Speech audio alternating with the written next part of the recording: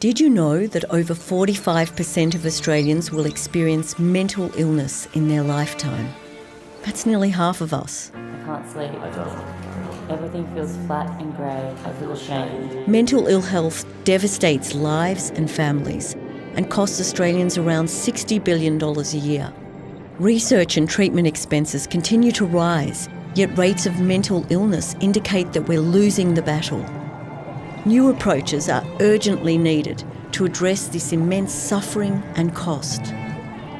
Psychedelic-assisted psychotherapy is currently being trialled worldwide and has demonstrated remarkable promise in treating depression, anxiety, addiction, and post-traumatic stress disorder, with new trials underway for treatment of dementia and anorexia.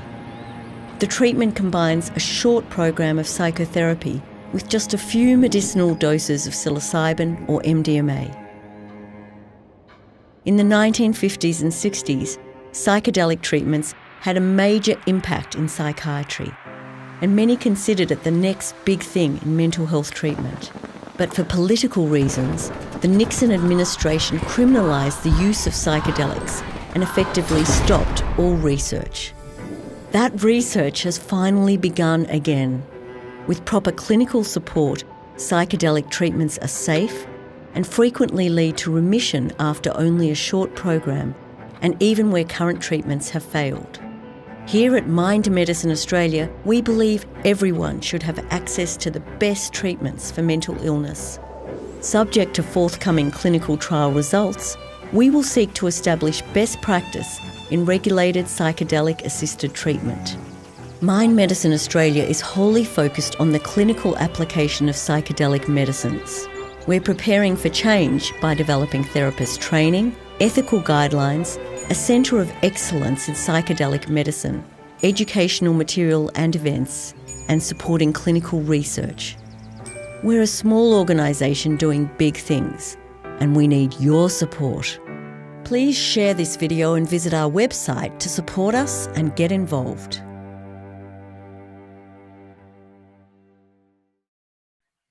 So here we are again, just a reminder, Tripping to Enlightenment, Consciousness, Religion, Mental Health and Psychedelics with Rabbi Zach Kamenetz from the US.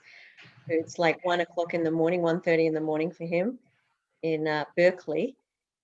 Imam Tawhidi, who's in Adelaide, I think at the moment, correct? Yes. And Pastor Graham Long, who is in Sydney. So gentlemen, we're very, very honoured to have you here tonight. So we'll just move to the next slide. Just a reminder to all of you that we are focused on the medical use of psychedelics and plant medicines. Our focus is simply on that. And we are recording this session. And just thank you very much for your support on these matters. Next slide, thank you. Oh, and I should, of course, acknowledge the owners of the land, the ancient owners of the land on which we all stand, wherever they may be, their ancestors past and present. I also would like to acknowledge all of the keepers of the medicines, which have been here since the beginning of human civilization to heal us and raise our consciousness. And thank you to them, because without them, we wouldn't even know about them. So now, unfortunately, we have a major mental illness pandemic. Many people say that the real pandemic is actually mental health and the terrible rates of mental illness in our community, which are getting worse and worse. So even before COVID, we had 1 in 5 Australian adults with a mental illness, 1 in 8 Australians on antidepressants, including 1 in 4 older Australians, and children as young as 5 being prescribed antidepressants and other psychiatric medicines. An estimated 1 in 2 of us will suffer a mental illness in our lifetimes.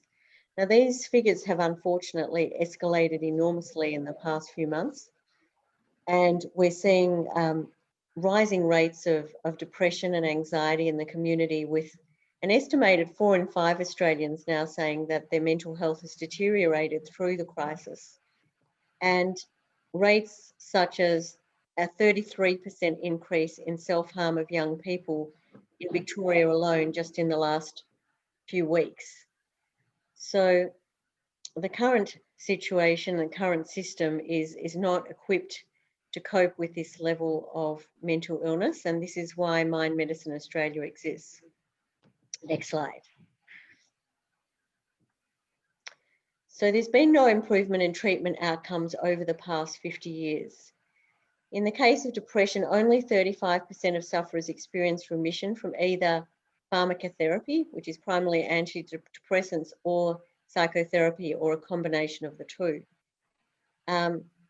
Unfortunately, most sufferers at best experience some kind of a response, but that's with continuing symptoms, and many relapse after treatment stops. And of course, the side effects are severe, and the changes that are done to the brain are often irreversible. In the case of PTSD is even harder to treat, and remission rates are even lower. So more of the same is not going to solve the problem. Next slide.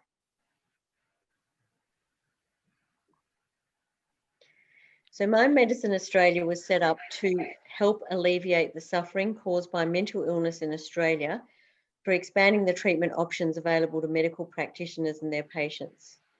Our goal is to establish safe and effective psychedelic-assisted treatments to treat a range of mental illnesses. We are a registered charity, and I'm one of the founders along with my husband, Peter Hunt. Our primary focus at the moment is on psilocybin for depression and MDMA for PTSD and potentially other conditions. But we're also interested in other psychedelics, including ketamine, ibogaine, ayahuasca, DMT, and so on. For us, the indication of success will be that these therapies become an integral part of our mental health system, so that if you go to the doctor, this will be offered to you as a first line of treatment, providing it's suitable to you. And you'll be given a full disclosure on the benefits and drawbacks of each type of treatment that could be available to you. The goal, of course, being that that everyone would be achieving high remission rates through these medicines, and this would lead to a substantial improvement in our mental health statistics. And finally, and most importantly, is that these medicines are accessible and affordable to all Australians in need, all those who are suffering. As one of our directors, Dr. Simon Longstaff, who's the head of the Ethics Centre, says, it is actually unethical for these medicines not to be available to those who are suffering. And there's a lot of suffering that could be avoided if these medicines became available as soon as possible. So we'll move now to the next slide. So our focus on psilocybin for depression and potentially obsessive compulsive disorder and addiction, MDMA for PTSD and potentially addiction. The thing about these medicines is they only require 2 to 3 dose sessions, in contrast to conventional treatments alongside psychotherapy. So if you're using these medicines and working with a good therapist in the use of these medicines, mental illness does not have to be a life sentence for you. The medicines are in many cases curative, not palliative. So the current treatments are largely palliative. They only manage the symptoms for the majority of patients. Whereas in the case of these medicines, in 120 current and recent trials, remission rates have been up to 80% in some trials. Some researchers describe them as antibiotics for the mind. They're considered very safe in a medically controlled environment and non-addictive. Both medicines have been granted breakthrough therapy designation by the FDA in the US to fast-track the approval process. And this designation is only given to medicines which are considered vastly superior to existing treatments. Next slide. Thank you, Alana. So yeah, this is one of my favorite slides. So one of the remarkable things about psilocybin is that it bypasses what's called the default mode network of our brain, which keeps us defaulting back to our similar patterns and programs, keeping us stuck in very rigid, repetitive thought loops. And you can see there a representation of an fMRI scan of a patient with depression. So the fMRI scan on the right, the representation of it, shows very few neural networks. You know, there's very few connections between that person's brain. You can see the very limited and stuck rigid thought loops that are not really talking much to anyone else, you know, comments like, you know, I'm not good enough, things won't work out for me, no one loves me, you know, my life is a mess and so on. Whereas when you see the intervention with the psilocybin, you see this massive neurogenesis, reconnection of neural pathways, formation of new neural pathways, increasing neuroplasticity.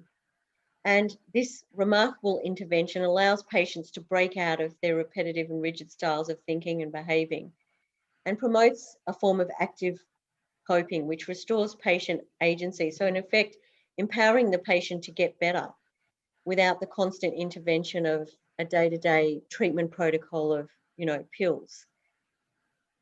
Many people describe these medicines as providing a window in which healing can occur.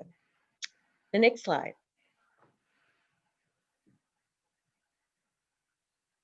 So our strategy, 4 pillars, education events like these.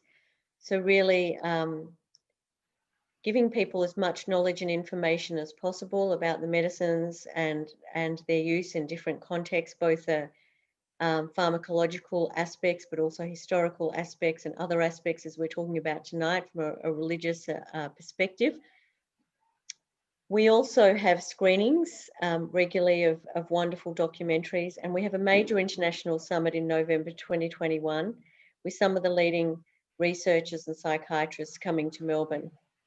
We also have started over 25 state and regional chapters in Australia and New Zealand so that we can help ensure that at every community, you know, at a community level, people learn about these medicines, and we break down the stigma and focus on the science behind these medicines.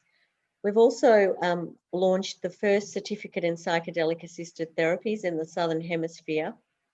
And I know, Zach, I think you're doing the certificate in psychedelic assisted therapies in the US at the moment. Is that right? Hang on, Ilan, could you unmute him, please? Sorry, Zach is unmuted. Yeah, thank you. I'm seeking out Does this headset? What did he say? Can you hear me? Yeah, Yes, sorry. now we can. Yes, I will be receiving training and certification. That's fantastic. So you're going to become a psychedelic assisted therapist as well as rabbi. Please, God. That's fantastic. So anyway, we have a psychedelic assisted therapy training program for psychiatrists, psychologists, psychotherapists, drug and alcohol specialists, mental health nurses, social workers, GPs and others, with 2 intakes in 2021, one in January, one in July. They're 4 months part-time, so they work alongside people's professional practice. We're also looking at setting up an Asia Pacific Centre for Emerging Mental Health Therapies in partnership with universities in Australia for applied research and development, development of manufacturing and supply chains, agribusiness. And we're looking at the preferred legal and ethical frameworks for these medicines as well. So many of you will know that we recently put in rescheduling applications for MDMA and psilocybin, and that these medicines are available through what's known as the SASB scheme, which is an expanded access scheme for psychiatrists and their patients and other doctors and their patients where the patient is treatment resistant and is in danger. And this is a last line of treatment in that case. And we're seeing a number of approvals for patients for SASB use of these medicines, both psilocybin and MDMA. And as mentioned before, our focus is wholly clinical.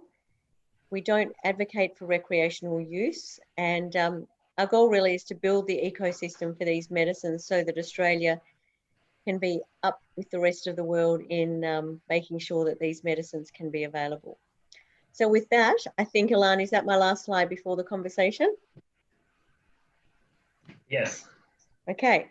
So with that, we'll take this fantastic, and we'll go back to the screen. And now what I'm going to do is I'm going to introduce Imam, who's one of the leading imams in the world. Imam, what I'd love you to do actually is just give a very short introduction, if you don't mind as well, to you, because I couldn't possibly do justice to to any of the 3 of you's incredible background. So maybe just pick out a couple of things of your career so far and why you know, you do what you do. What drives you?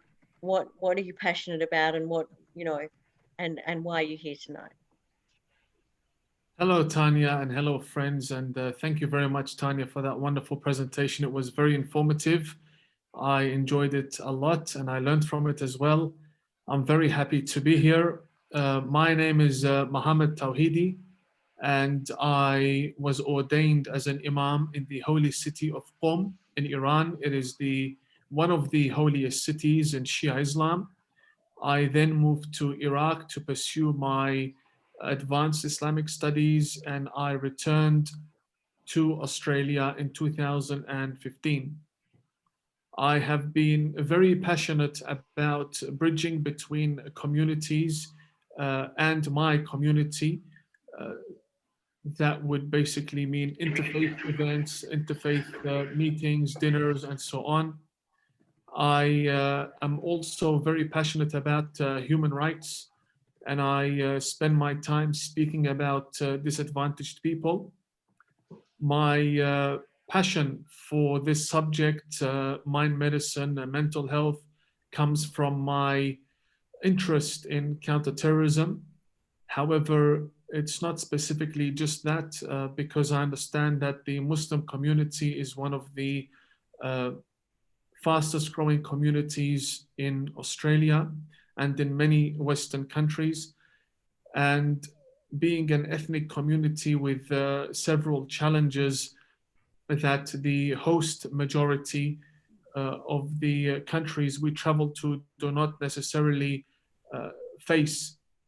And therefore, mental health plays a big role in our lifestyle as second generation, third generation Muslims. So I have been investing a lot of time in research, and I am writing a book about this, and my book will be called Mental Health and Religious Minorities. I believe there is a evolution happening place within the Muslim community and also similar religious communities when it comes to mental health, and that is why I am here. Fantastic. So would you like to just tell us some of the key points that you thought of when I gave you this topic? No, challenging topic, but interesting topic. Yes. Firstly, we need to acknowledge that Muslims in Western countries, and specifically in Australia, have been through a lot.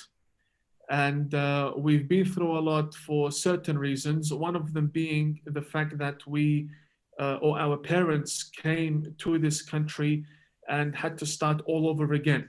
So the idea of starting all over again after losing everything and moving for a better lifestyle in itself has some impact on our migrating parents.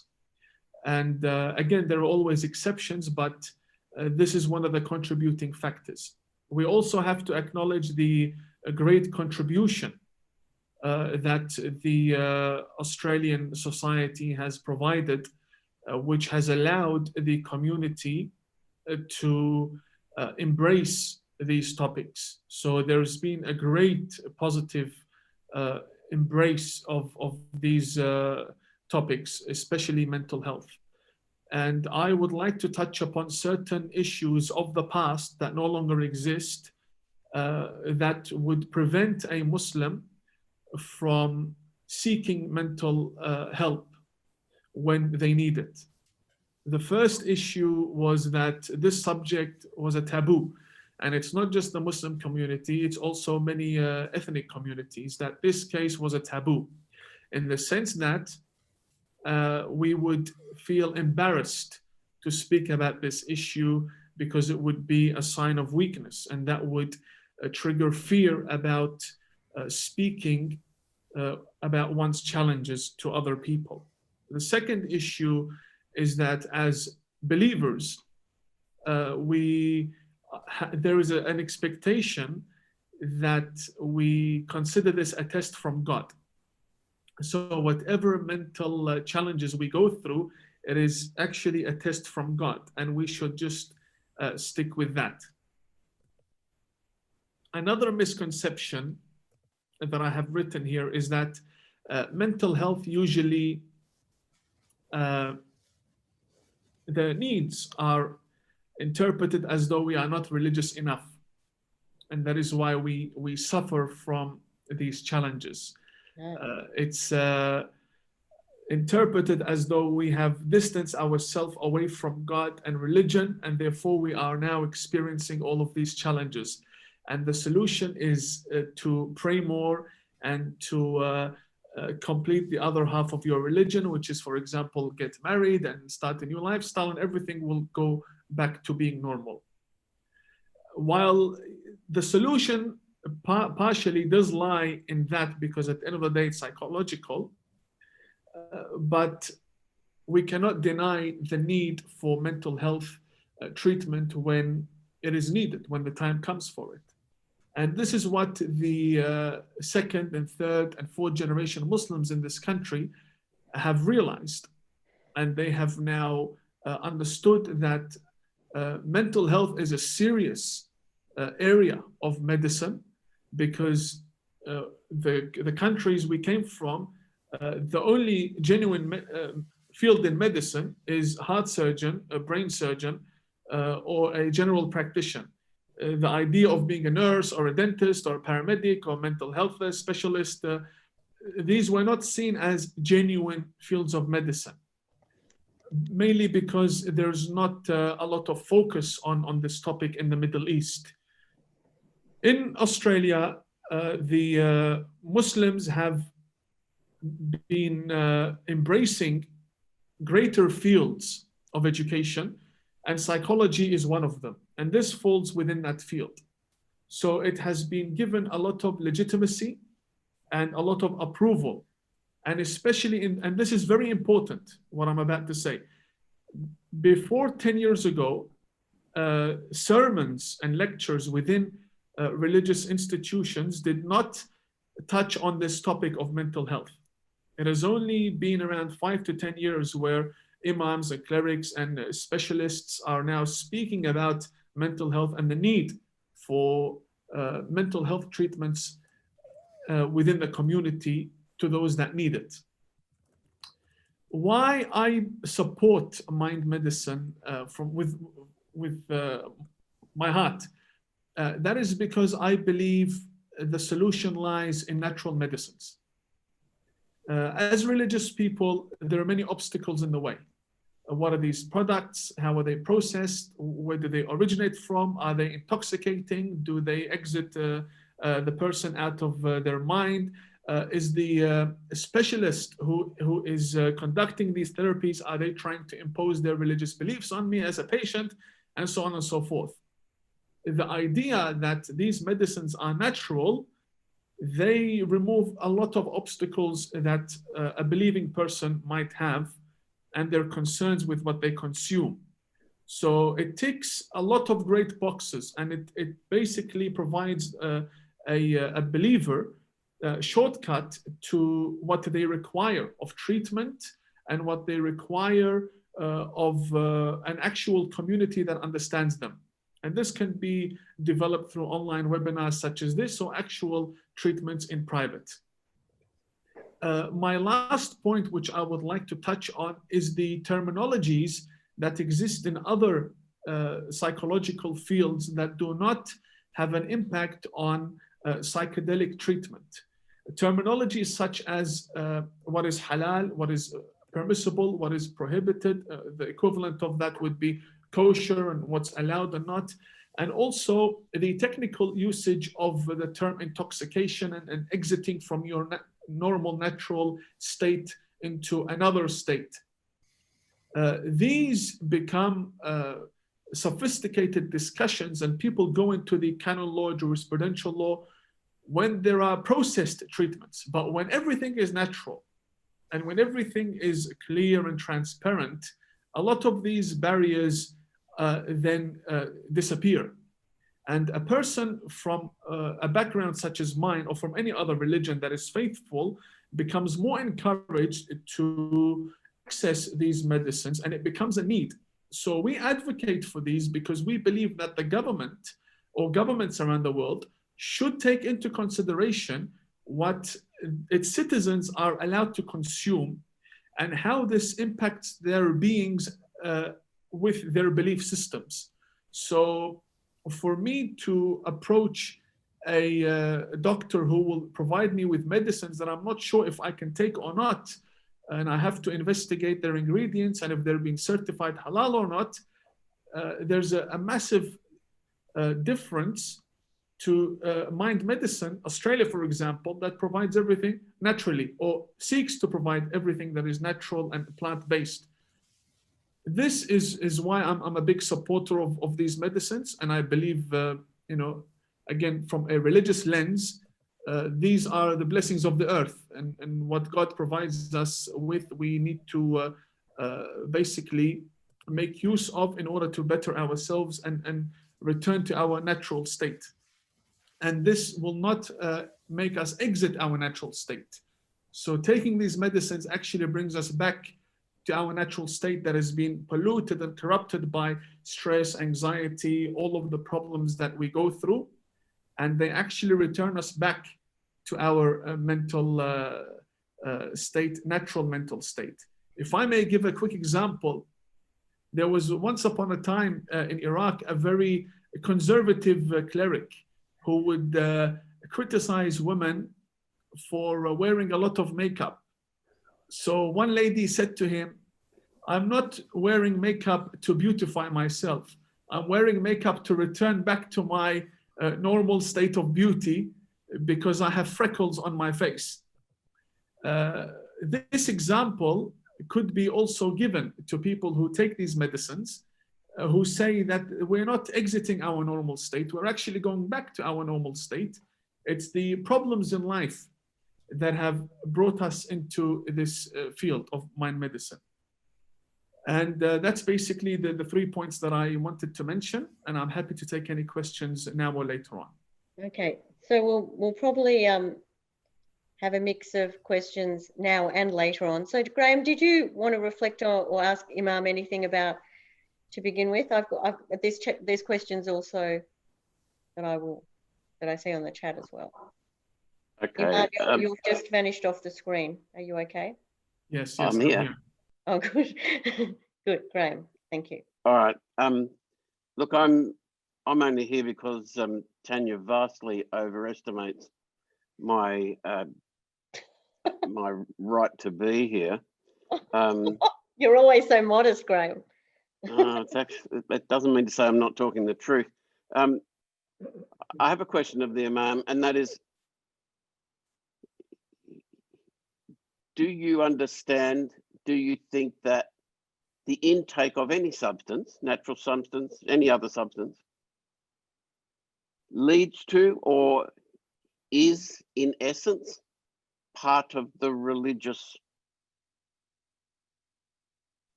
project? Does that make sense? Is the experience essentially the religious project, or is the experience the kind of the result of the after effect? Does that question make any sense? Yes, and I might need a bit of more elaboration on that, please. There is nothing in religion that prevents us from taking natural substances, and there is nothing in religion that recommends that we take substances to enhance our religious beliefs. Nothing that would prevent that. Is that right? Yeah, nothing. If it's natural, yeah, and it's natural basically means a natural substance and keeps us in our natural state of mind. So we do have other substances such as weed and marijuana and so on. What they do is they exit the human from their natural state of mind. And if I could refer to it as, you know, they say that person is high. That's not a normal natural state, even though they're natural, but they're not allowed because, you know, they exit you from that natural state. However, with the psychedelics, from my understanding, and again, I haven't used them, My understanding is that you can still walk around and do some chores if needed, and then return back to your session or your trip. You're still aware. What I'm trying to get at is that you're still aware of your surroundings.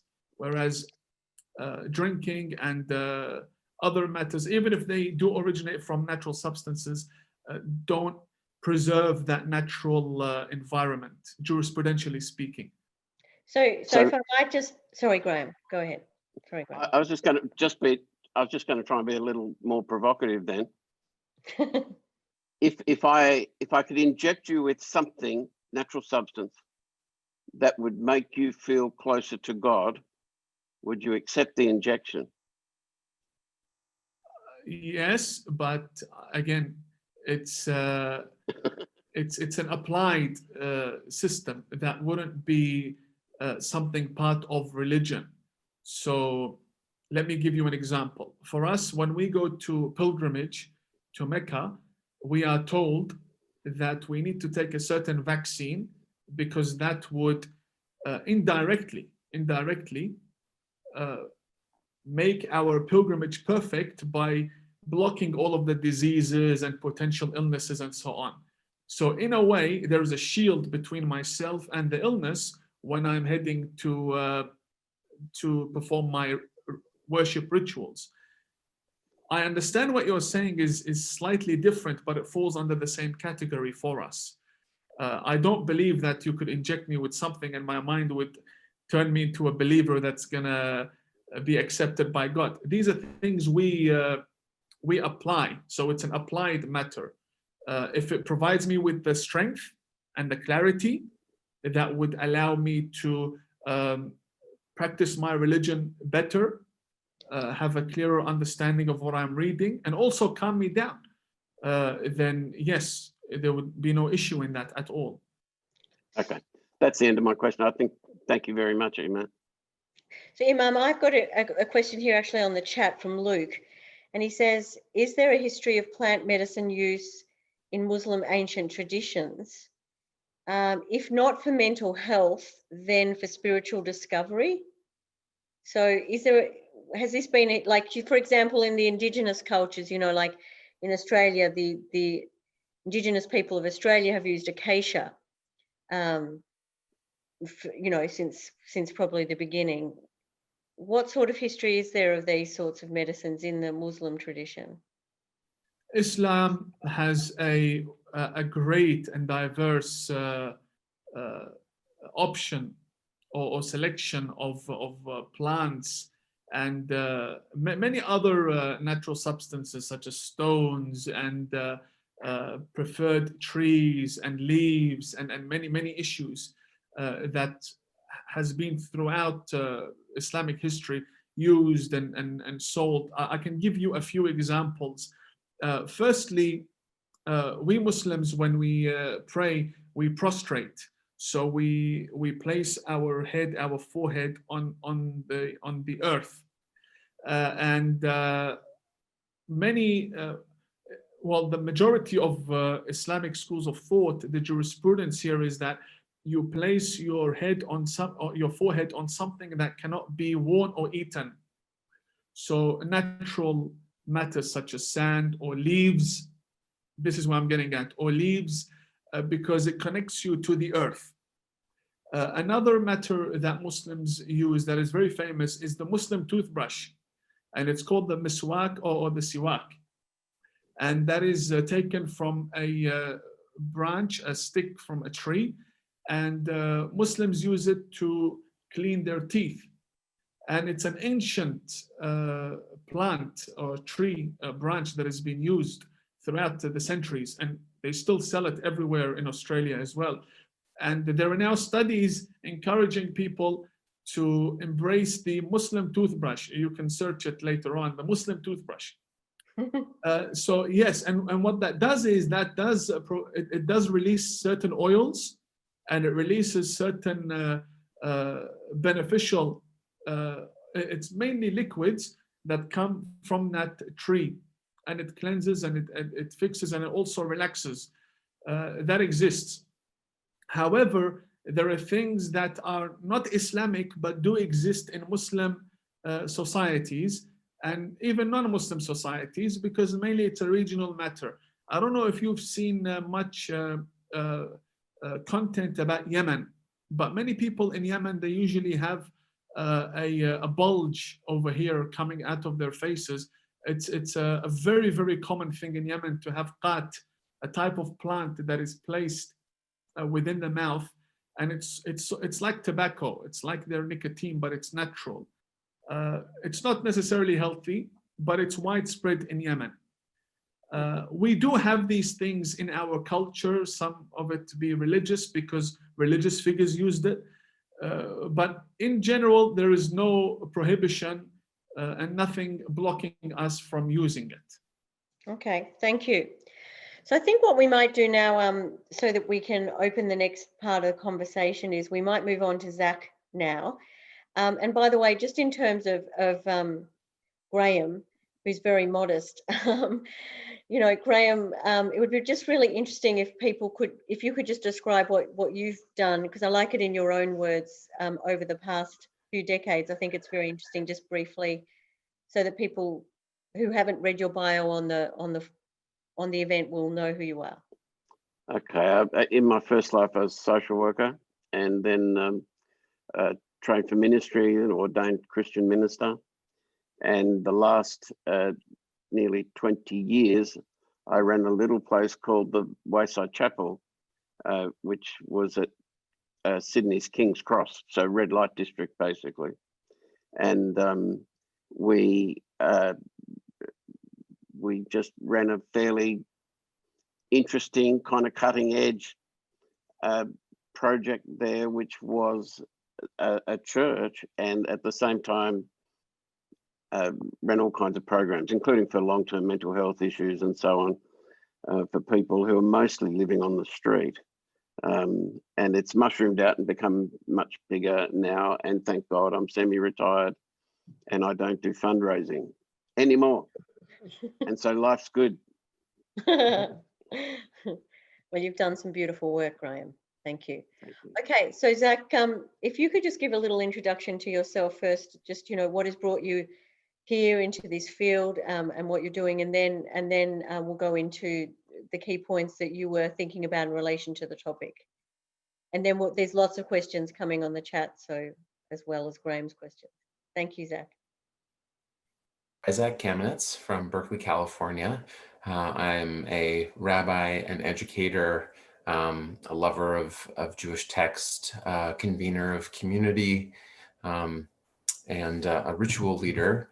And I have kind of become obsessed with the topic, mostly because of the 2009 paper that was written by Professor Roland Griffiths with Bob Jesse out of Johns Hopkins University, when they wrote that mystical type experiences can be occasioned by psilocybin, meaning that what is actually happening, what can happen when people take psilocybin mushrooms or a synthetic derivative, is akin to and potentially hard to distinguish between what they would call a natural or a naturally occurring mystical experience. So I saw that there was a question in the chat somewhere about religious experiences, psychedelic experiences. Is there crossover?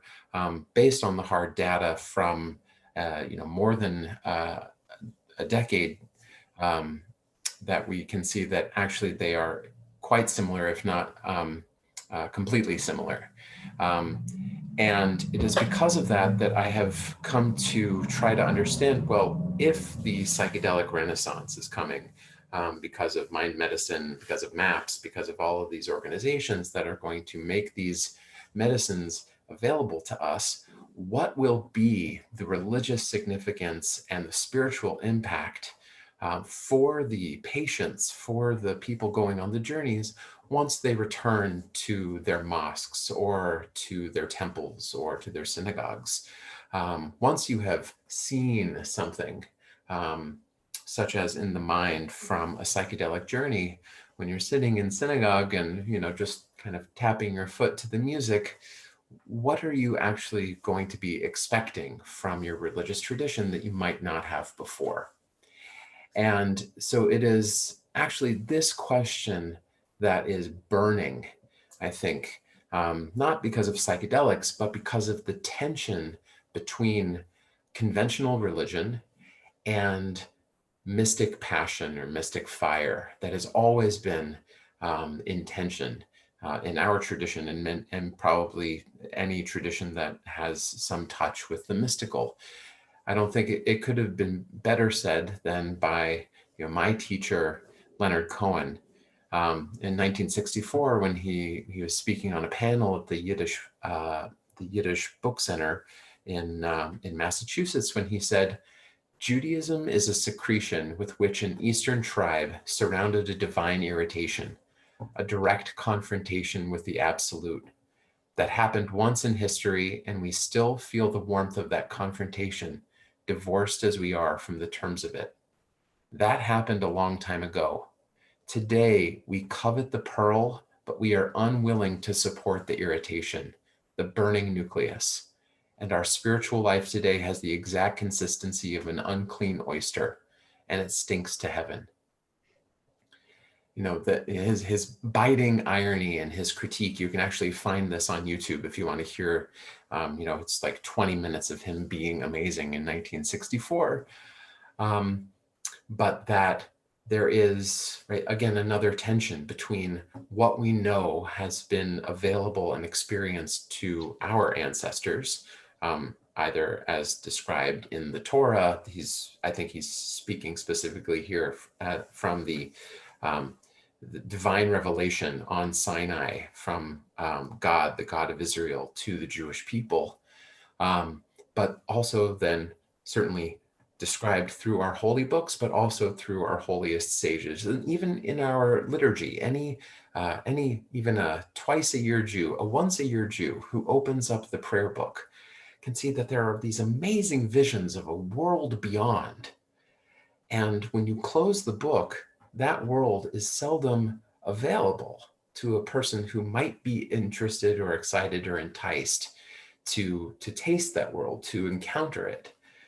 And it is psychedelics specifically, but not solely, that can offer a window, an aperture into that type of consciousness. And it's actually well professed that every religious tradition, most every religious tradition, has a mystical core at its very center. And this is said very well by Brother David Steindl-Rast. He has a wonderful essay called "The Mystical Core of Religion," and you can look it up online. It's an amazing read. And he says, "The light of doctrine, the glow of ethical commitment, and the fire of ritual celebration were expressions that gushed forth red hot from the depths of mystical consciousness. But as that stream of lava flowed down the sides of the mountain, it began to cool off. The farther it got from its origins, the less it looked like fire. It turned into rock." So you can even see even just from this a couple sentences, that the tension between mystical consciousness, right, the ability to access something that is dynamic and potentially dangerous and risky, that is flowing and churning and has the potential for creation, eventually settles. And that is what we call religion. Our traditions, our liturgy, right? These are kind of crystallizations of other people's direct experiences. And as an American Jew, I don't know how many other American Jews are, but maybe it's the same with Australian Jews, that most Jewish people experience the cold, frozen rock and not the hot magma. So it's become then my interest to say, well, how can we actually catch up? If the psychedelic renaissance is coming, how do we get Jewish brothers, Jewish sisters, Jewish siblings already with their minds toward a mystical consciousness in a way that they haven't before. And what I am actually starting now is an organization that will be dedicated toward trying to reawaken mystical consciousness in the minds of Australian Jews, North American Jews, through finding the best examples of, from our entire canon of Kabbalistic, that's the Jewish mystical tradition, Hasidic, a more contemporary tradition, to finding those maps of consciousness, maps of reality, and how a person, an individual, and then in the context of community, can prepare for, can explore within, and integrate a mystical experience, whether it's happening through study, prayer, meditation, or psychedelic experience, holotropic breath work, and then ground it within the stuff of our religious tradition, our Jewish traditions. And it would be one thing if that was enough. It would be amazing if that was enough to have people connect more deeply, as deep as possible, to their religious traditions. But it doesn't stop there. It's that when we can access these things, when we can feel like we are part of that hot magma core, I believe it will help others, help ourselves, help me, to move from what Michael Pollan in his book, How to Change Your Mind, he says that psychedelics are really coming here to treat two things that have become monstrous, demonic even in the contemporary period, and that is subjectivity and objectivity. The belief that my concerns, my needs, my opinions are ascendant, they're the most important thing in the world, but also that individuals or that group of people, their ability to objectify not only other people, but the natural world as well.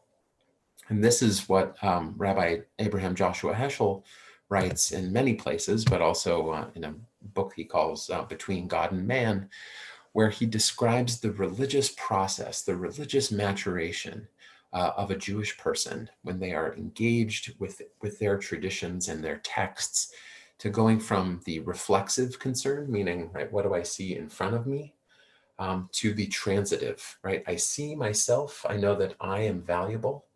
And then from that, when I can actually look past my own concerns toward other people and toward the divine self, is actually the hallmark of a good life and a balanced religious persona.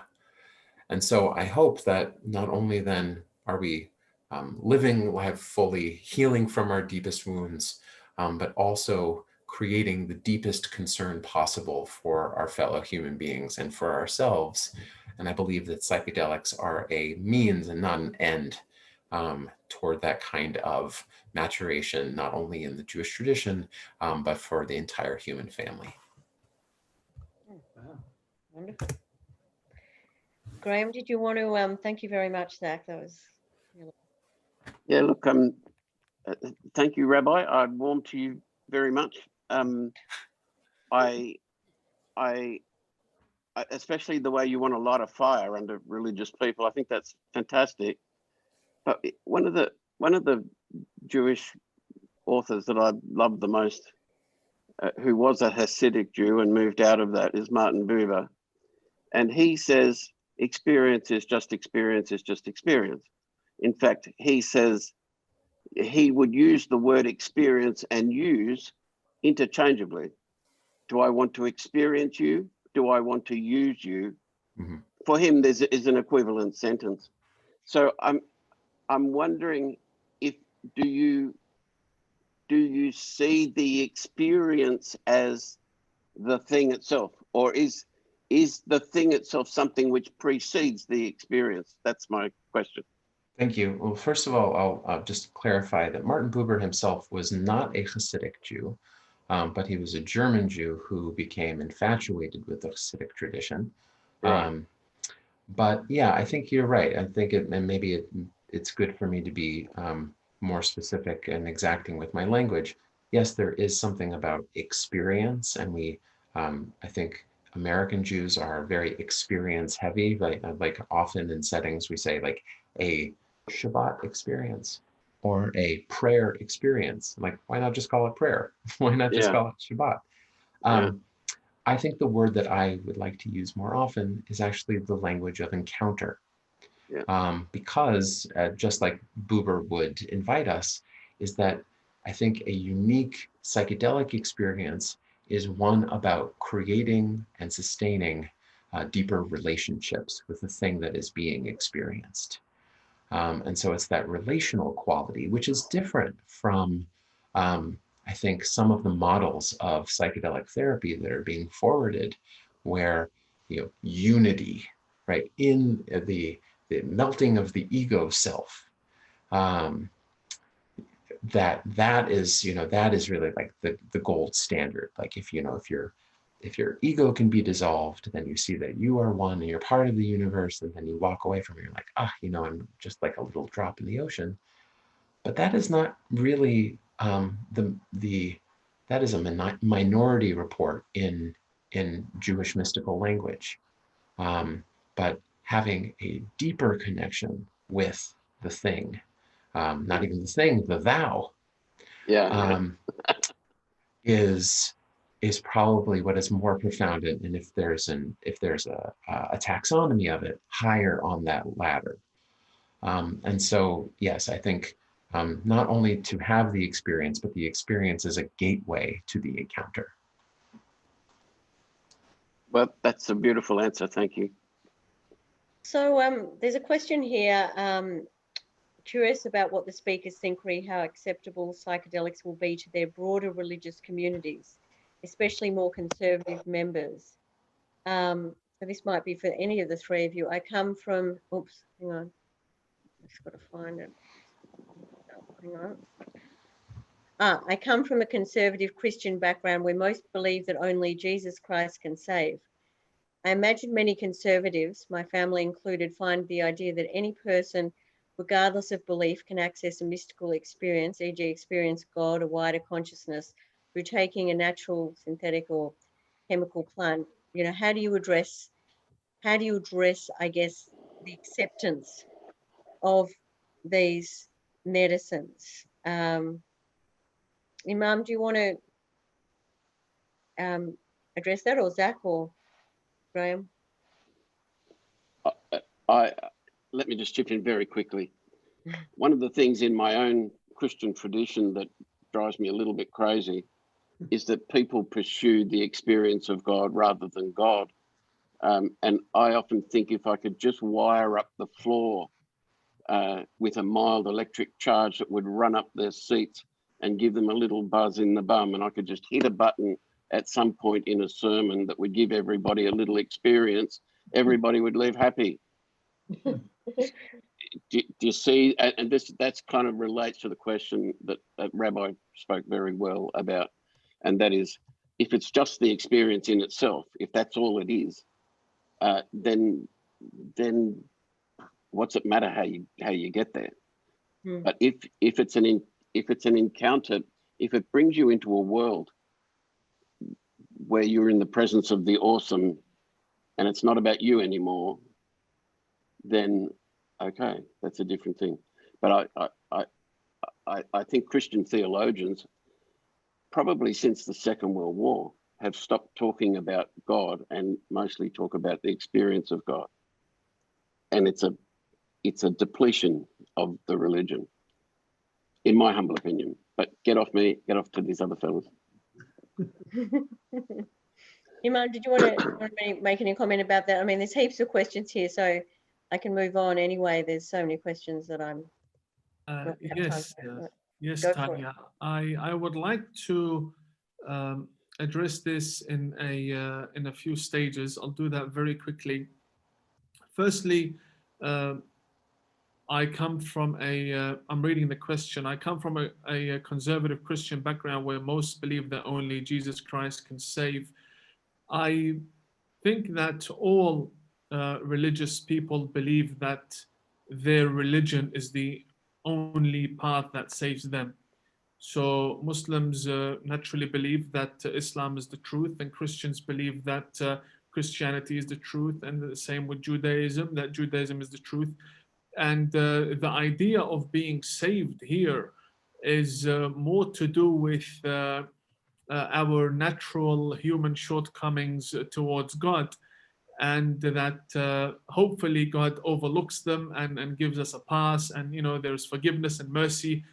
So this falls in a theological context of us being saved. But the natural medicines that humans make use of on this earth, they have no I'm not saying they have no connection to enhancing our beliefs and making us focus more on our faith, but they don't stop us from being saved in any way. So no matter how conservative you may be, you can still use medicines. And in fact, speaking from a personal point of view, I am a conservative Orthodox Muslim. And for me, natural substances and plants are the go-to solution in everything in life. The natural side of things always is preferred over what is processed and produced by humans, made from imported ingredients but packaged in Australia. I don't know what that means. I like it when it says 100% natural, because that's my belief system. So I believe that the more religious you are, the more appreciative you become of natural substances. And so I don't feel that there's a clash whatsoever between being conservative and going for a natural products. Okay. And actually, this lady has now clarified her question further, saying that, more conservative members of various communities may find psychedelic experiences highly confronting, unacceptable, as they challenge their beliefs that there's a singular true belief. Zach, you might want to just quickly comment on that one. Well, I know that this is the case in the Muslim community and the case in the Christian community, and most certainly in the Jewish community, about the diversity of belief, experience, practice, orthodoxies, etc. But the truth is that this will be for, like, with just in terms of the therapeutic application, this will be for some people and it will not be for others, and it shouldn't be for everyone. But I actually I am in touch with and seeing that this actually might be an opportunity. If I go back to the image of the core, this might actually be a place where a broad stretch of Jewish people from different types of observance and backgrounds will actually reach toward the center. People who are queer, feminist, anarchist Jews, people who are Hasidic, ultra-Orthodox, and are blocking pictures of women in magazines and newspapers. People are from the entire Jewish world are seeking out these experiences, in Borough Park, in Brooklyn, in Queens. There are ultra-Orthodox ayahuasca circles. And, not to mention that Jews of all stripes are going off to psychedelic retreat centers in other countries. I mean, in this country also. But I think to know that there's a common core among them all, we'll actually see greater participation and greater unity in the fact that the experiences, the encounters that are being described by our tradition are actually real and true in some ways, and are not the flights of fancy of people who lived long ago. So, people who don't want it, that's fine. They don't have to have it. But I'm really excited to see about who comes together when this happens. And I'd also just want to say that there are some people who are talking in the chat about whether or not you can take psychedelics on SSRIs, on antidepressants. Just in terms of research, the jury is still out on that. There are people who are in the research community want to be conservative about this so as to not cause any harm with people who are taking them currently, because they are in some examples counteractive, meaning if you're taking something, you could eat mushrooms and nothing would happen. I would encourage, I think it's Kim, to find something on the topic. You could write antidepressants, psychedelics, and then the word double blind. It's a magazine about drugs and culture. I think they have a good article on this.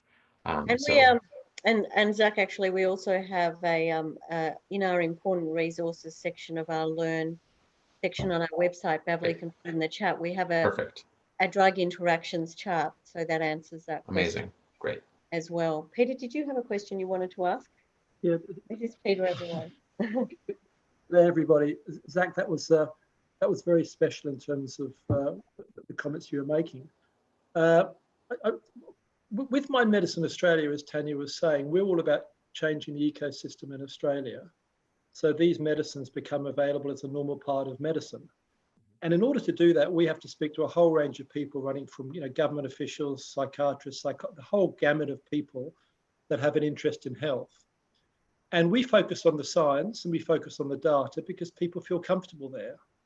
But the reality of these medicines is that they're effective because they do generate in the person taking the medicine the mystical experience that you were talking about.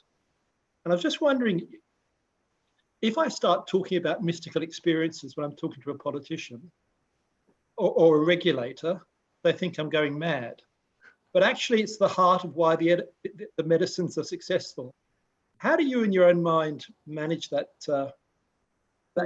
tension between the safety and the science and the data, but the reality is these things work because of that mystical experience you're referring to?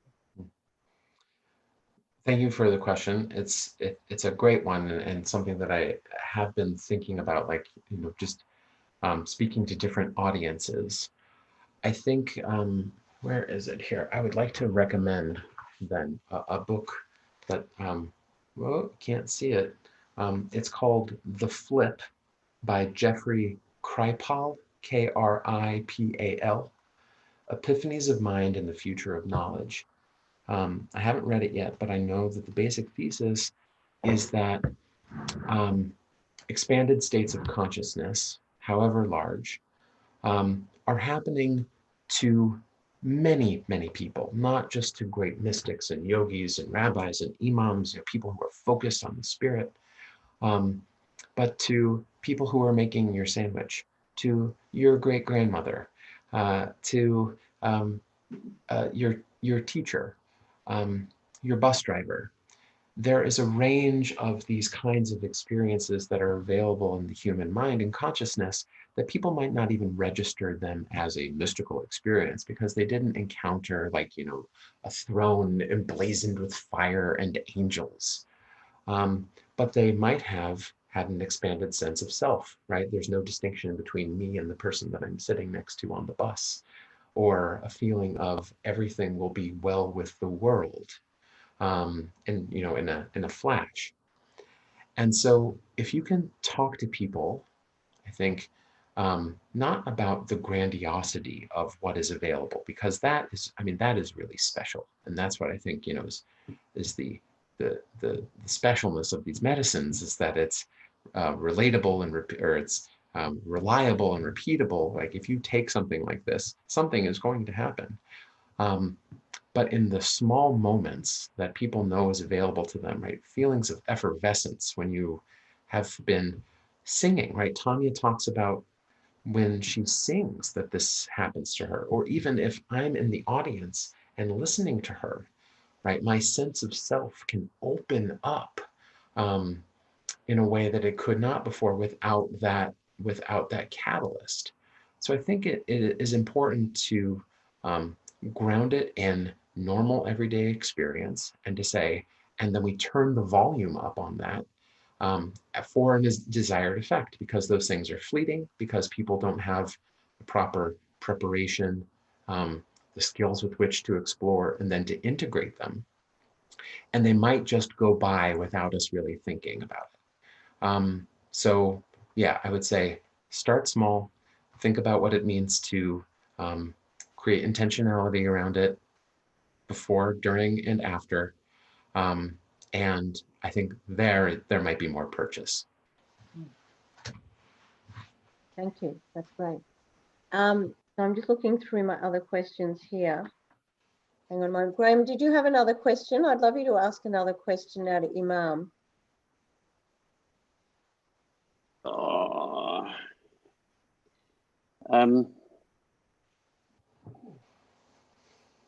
I guess where this discussion is still fuzzy is, yes, so you hear somebody sing a song, and that's a stimulus that comes from outside of you, opens you up, I guess, and you have an experience. But it seems to me that the song preceded the experience.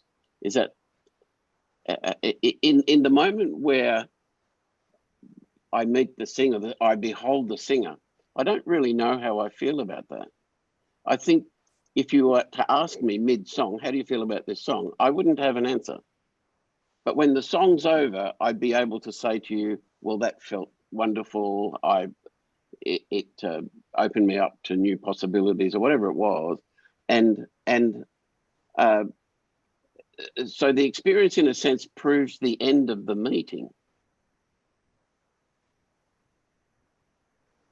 Now, I think there's a little bit of fuzz between us. Have I asked a question, or have I just babbled? No, you haven't. No, you haven't asked a question. That's all right. I guess my question is how this is really to the rabbi, because I reckon we're very close. No, but I want you to ask one to Imam. Oh my gosh. Actually, in fact, Zach, I'd like you to ask a question to Imam. That might be very interesting too. Yes, that would be useful. Oh, you first. Yes. Well, it's nice to meet you here. Could you the comments that you have made, there's maybe not been so much distinction, but could you imagine a time where psychedelic journeying is actually integrated into Muslim practice, specifically, right, around, like, let's imagine taking a low dose or even a high dose, a short-acting dose of psilocybin or MDMA, with a group of Muslims who then spend time in prayer or study or reflection, and that is sanctioned as part of a religious ritual versus something that a Muslim could do on the side, meaning not within a religious context, but in terms of seeking mental health help and assistance. Could you see that, or do you feel like there still needs to be a strong barrier between substance and spirituality, or something else? It's a pleasure meeting you here as well. I believe there will come a time where these medicines are welcomed in religious centers, institutions, and also referred to as actual solutions for problems that other fields in psychology cannot properly address or even solve. Many people sit in front of a psychologist, or they go to their imam, a cleric in the mosque or Islamic center, and pour their hearts out. And then in return, they get a story, some rosary beads, some sweets, and they're sent home. Or they're given just general advice. Whereas these natural medicines, what they do is they provide you with the solution that you can feel immediately. And again, this is all coming from research. Tanya, I haven't tried it. I haven't tried anything. This is all coming from research Well, and actually, the hours of conversations that we've had. But yes, I believe there will come a time where they will be recognized as good medicines. One, because they're halal, they're natural, and two, they don't exit the Muslim from the state of mind. Three, I believe it would begin in the West way before the Middle East, because the Middle East is very tied to the current conservative culture that is there. The countries in the Middle East that I believe might be the first to welcome this would be the UAE and Kuwait. These are more open countries, as well as Lebanon, for example, and then followed by countries such as Egypt, versus countries such as Iran and Iraq that are a bit tied to their traditional practices and faith on a more, I don't want to call it fundamentalist level, but more attached to the holy sites and holy shrines. And we've been raised that whenever there's a problem, you go to the holy shrine, you kiss it, you wipe yourself, and then you turn good. But I believe these medicines are already being used, but on a low-key private level, not on a public level. And I believe they're being used by prominent scholars. I mean, I don't want to give any names, but I mean, we have scholars that write 110 volumes. You know, I mean, how are they doing that? Or they're pouring out encyclopedias, just them by themselves, writing. So, and then there are rumors around them using certain medicines, but I believe these are good religious people. They would not use anything processed, and they do use natural substances to relax them and also enhance their spirituality and allow them to experience the status that would allow them to produce such rich and great touching material. Again, I'm speaking as someone who hasn't used yes, so I just had this. I don't know if I sound like someone who uses it every day. I don't know. No, you don't. You don't at all. But, you know, I actually had a really interesting vision before. Forgive my creative imagination, but I actually, I love this idea that, well, firstly, I think some of the people here might know that Imperial College, one of the researchers there is doing a study with, well, I don't know if it's been delayed because of the pandemic this year, but it's a study that was with ayahuasca, bringing together, you know, the Israelis and the Palestinians, the Jews and Palestinians, sorry. And so the idea was that by using ayahuasca, that people would come into this state of unity consciousness, and that they would realize that they're all, you know, as one, right? Because that's the wonderful thing about these medicines, is that we feel that sense of oneness and connection with all and everyone, and realize that we are part of everyone and everyone is part of us. But actually, as I was sitting here, and Imam, you keep reiterating the point that you haven't tried these medicines. And given that Zach is going to become a psychedelic assisted therapist, I thought to myself, wouldn't it be amazing that if Zach became like a sitter for you to actually experience these medicines in the future? I think that would make an amazing documentary or article or something. Anyway, just food for thought. Looking forward. Yeah. So anyway, now, sorry, that was my little tangential. Oh, we're getting great ideas on the chat here. Sorry, Graham. So going back your question before, which you were forming before, someone said something here I didn't quite understand. Is Graham referring to integration of the experience, similar to Santo Daime? Santo Daime is a new religion founded in Brazil at the beginning of the 20th century, when Raimundo Irene Serra was introduced to the use of a powerful hallucinogenic brew called ayahuasca while in the upper Amazon. Were you referring to that, or? No, my question really is, where is the experience located? Where is it located? Is it located within me?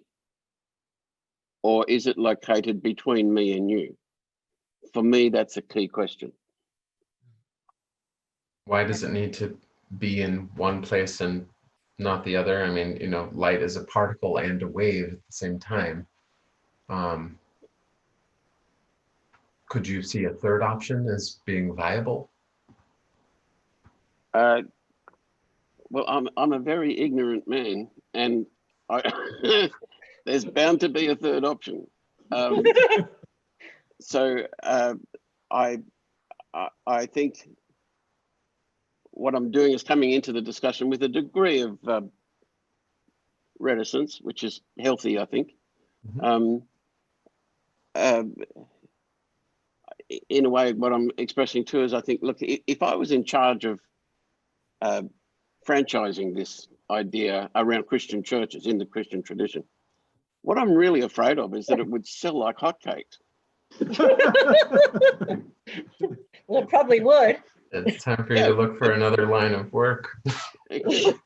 because people are really longing for an experience, and if they could inject it, that'll sell. Whereas to me, the religious enterprise is about finding the holy ground between you and me.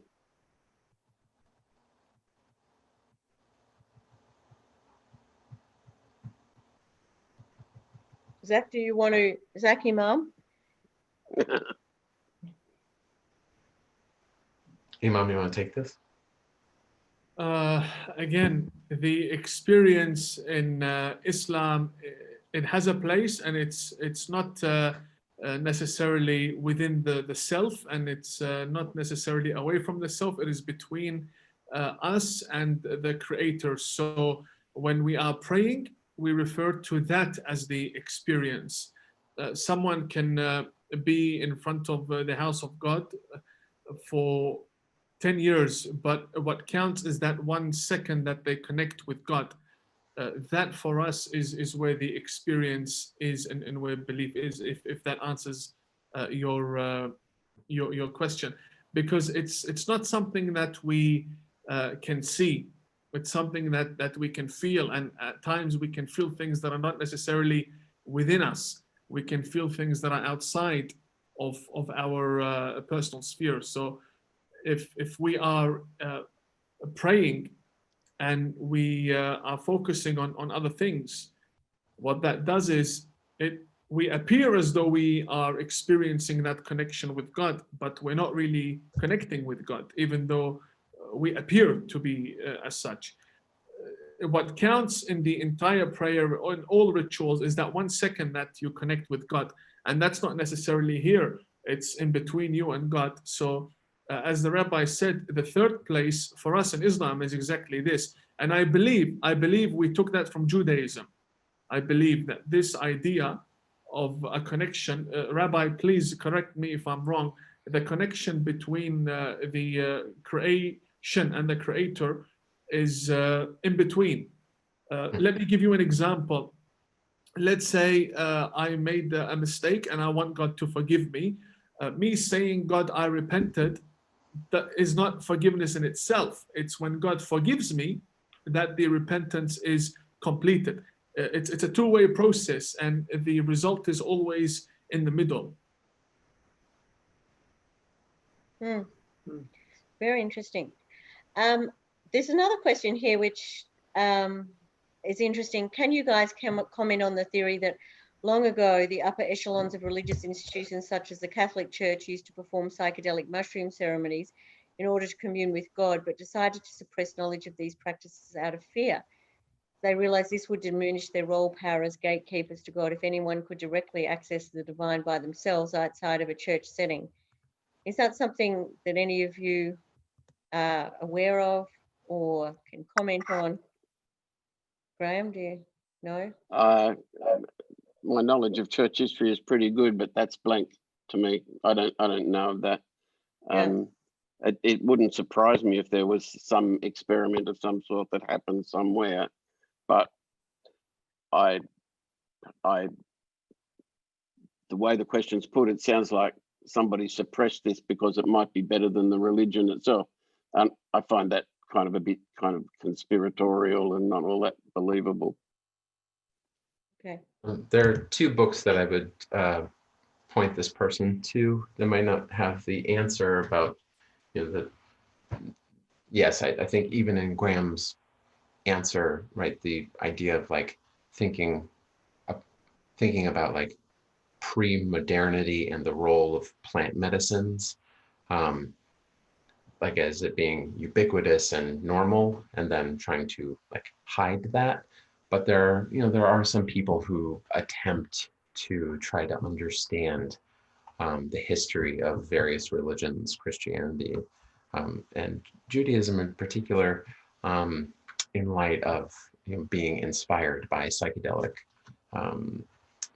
experience. So you might want to look at the psychedelic gospels, the secret history of hallucinogens in Christianity is one. And then there's another one that just came out called The Immortality Key, the secret history of the religion with no name. So that might be a good place to start. No, thank you for that. Look, there's other questions, but I think what we'll do now, because it's been quite a long conversation, is we'll just show a couple of final slides, and then I might just have a final comment from each of you. Ilan, if you could just put on the final slides, so and then we'll wrap up with a final comment. So for those of you that are using these medicines, not that we advocate underground use, but if you are using these medicines and need some support for integration or other types of support, we have a wonderful psychological support service which is led by Dr. Alana Roy, and we have psychologists and psychotherapists around Australia who provide support for you. Next slide, Ilan.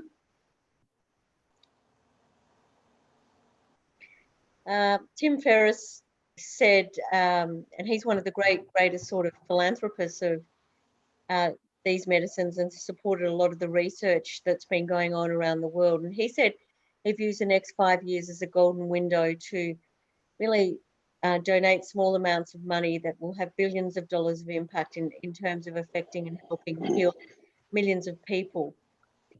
This is, I mean, the reason why Peter and I got involved in this field is because we felt that there was such a paradigm shift possible here. If we could open this window to allow people the chance for healing so that they could really achieve more of their life's meaning and purpose, that would be a wonderful gift to give. The next slide, please, Ilan. So how can you help? Obviously share these conversations and join more of our conversations, and we invite you each to bring at least 2 other people to each of our upcoming webinars and keep growing the information and knowledge in this space. Join one of our chapters, or if there's not one in your local community, then please let us know if you want to start one, and we'll provide you with resources and support to start a chapter. We have a wonderful Learn section on our website with articles and videos and all sorts of information that you'll find fascinating. Talk to each of your doctors, medical professionals, your members of parliament. I always say doctor by doctor, member of parliament by member of parliament. We just have to keep sharing this knowledge with people. In terms of fundraising, whilst Peter and I are philanthropists, we can't do this alone. So we rely on donations, small and large. And, you know, every dollar makes a difference in terms of helping this charity to achieve its big mission to make these medicines accessible and available to all those who need them. And please attend our events, not just our webinars, but our summit next year. I'm sure that, you know, if we can, we'll invite some of these wonderful people to Australia and those who are in Australia to come along as well. It's fascinating, I think, having a conversation like this. The next slide, please, Ilan. And this is about the certificate in psychedelic assisted therapy. So if you're a therapist out there, the first intake's pretty full. I think it's full, but there's a wait list. But the second intake is about half full, so it's worth applying. And then we'll obviously be having more intakes. Next slide, Ilan.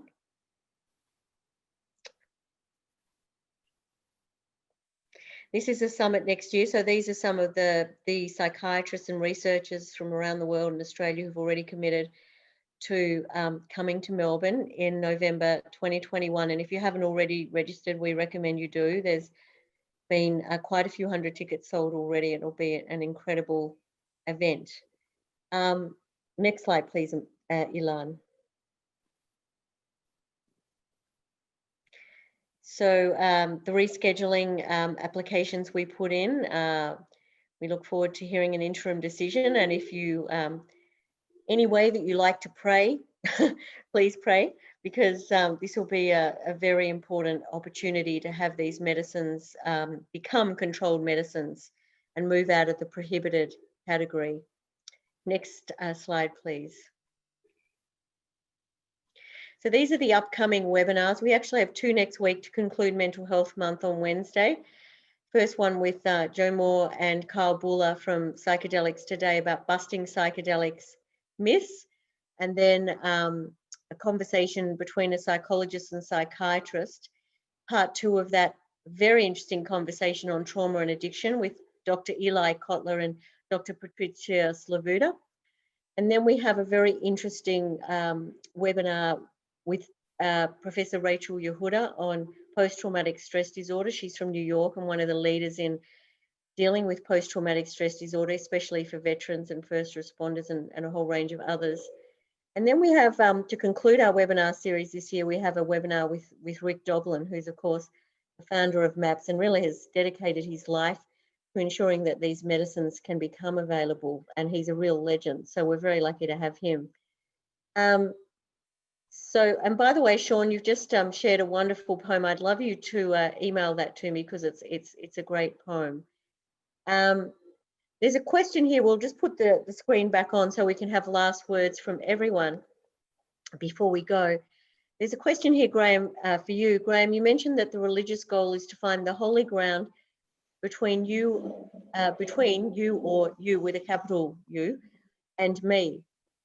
The problem that many of us face is that we are fully absorbed in me and have lost any real sense of you, what to speak of the big you. Perhaps psychedelics can help us to remind us of that which is greater, leading us forward into the holy ground in between. My answer to that would be perhaps, perhaps that's right.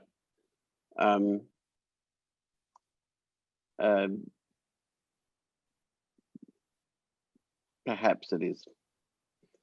Okay. I'll just give me 2 seconds. Move on. No, that's okay. So, Zach, where's Zach gone? Is Zach still there? He's gone to bed.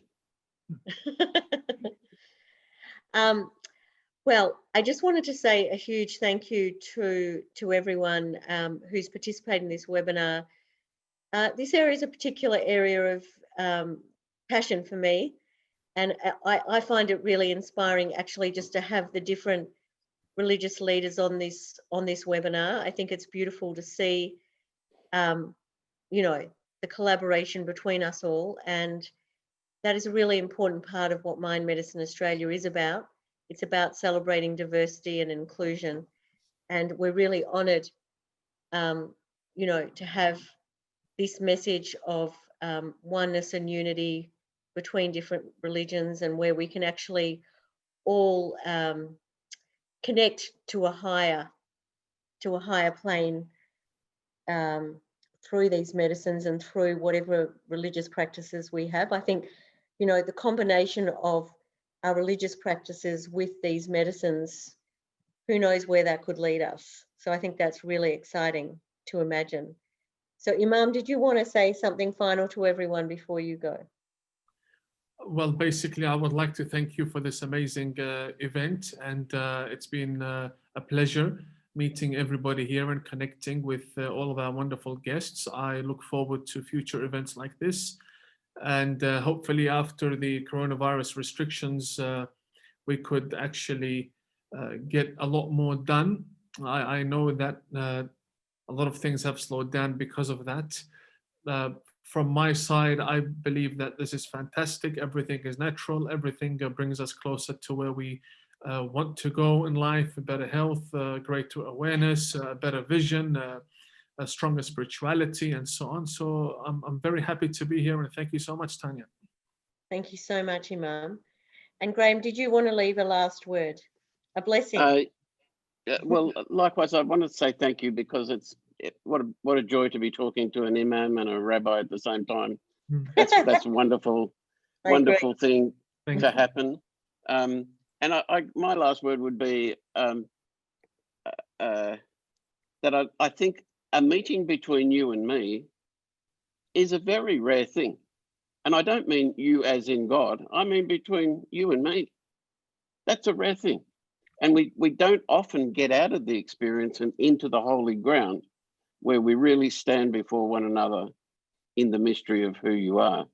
That's so beautiful. That's, to me, that's in some ways the heart of it all. But anyway, that's it. I'll give you, I don't think believing in God is of any matter. I don't think God gives a rat's ass what you believe. He just is. And I don't think salvation comes through the head. It's not about believing, it comes through your feet. It's about where you go and what you do. So, I can give you a blessing in the name of to whom it may concern, but God bless you all. It's been a great discussion for me.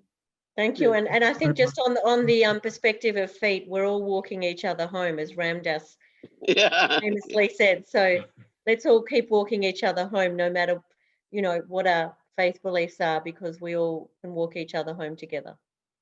Great. Definitely. It's been a pleasure. Thank you so much. Thank you. Thank you all. Okay. Love to all. Blessings. Likewise. Namaste. Thank you. Thank you. Thanks, Goodbye. everybody. Bye, everyone. We'll see you at the next one. Okay. Goodbye. Take care. Bye. Imam, we'll talk soon. Okay, Tanya. Thank you so much. Almost. Goodbye. Take care. Bye.